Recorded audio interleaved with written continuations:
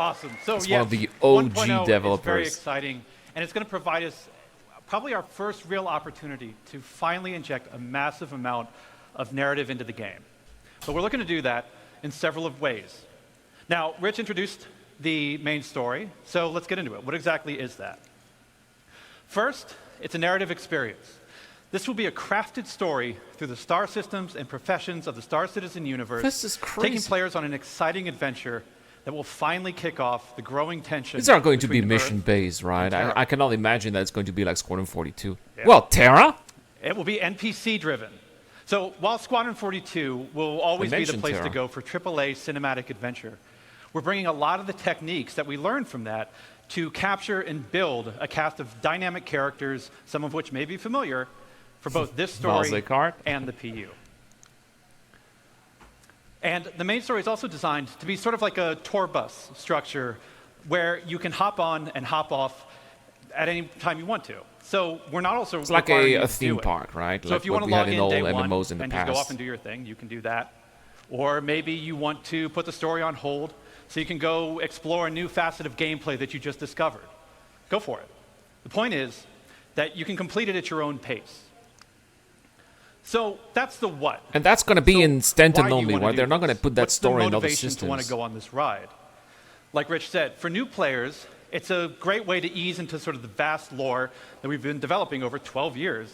The gameplay, the locations that the game has to offer, and also give you a sense of upcoming stories that are about to come. But you've been playing Star Citizen for years. You probably know the lore better than me. No. So what's in it for you? Now, of course, we'll have rewards along the Blueprints, way as you complete rewards, missions and whatnot. Pieces of But armor? we're finally going to offer a big prize for completing the story. Citizenship. Oh. I thought the Citizenship came with Squadron 42.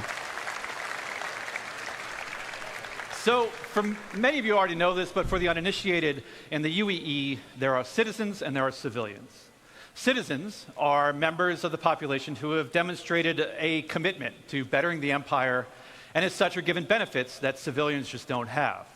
Such Now, as. what those So you're going those, to earn your differences have been citizenship in the have been game by debated in the finishing the community story. over This years. is cool. 1.0, we're finally going to answer that debate. I won't get into the full list of benefits that we're going to offer, but can reveal that one of them will be around land ownership. Citizens will be able to purchase land anywhere in the UEE and enjoy the security that comes with it. But civilians will have a couple of restrictions as to which systems civilians and will have which to go to planets they can Pyro. ride. So that's the why.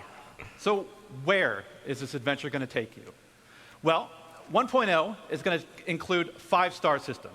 This story is going to weave you through all of them. So we got But where Stanton, exactly are you Pyro, gonna go? Nyx, Kestra, and First, we've got Stanton, which needs very little introduction. I'm sure you're all very intimately familiar with these 4 corporate-run worlds. But since I do lore, I figure I could take the next hour and just walk through each one of these. no, that's okay. I'm kidding.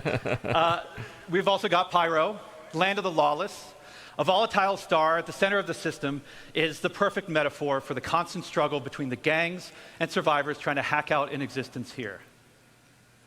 If you saw Ian's location presentation yesterday, then you know that he reintroduced Nyx's system. There's another unclaimed system that's currently home to the People's Alliance. Not much a happening wannabe there, right? independent government formed during the Oh, Messer Nyx era, one but now could struggling with be the burdens of governance, a place where people growing could outlaw go, but presence, Nyx 2 definitely and no. a new threat on their doorstep from Vandal raids. Oh yeah, Vandals will be there, right? Ian also made another big announcement of our 4th system, Castra. Situated along the former Perry line, this was a key strategic system to launch an attack if the Cold War between the humans and the Xi'an ever escalated. So But that's the 4. 5th one. Do you guys want to know 5? Come on, Terra. It's gonna be Terra. Yes!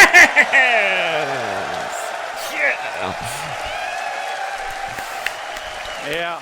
Yeah. Knew it! Of course. We're finally doing it.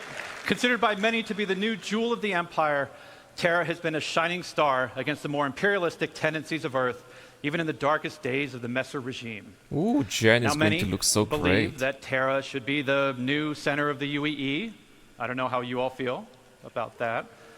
Yeah, A lot of division. But that's our starting 5.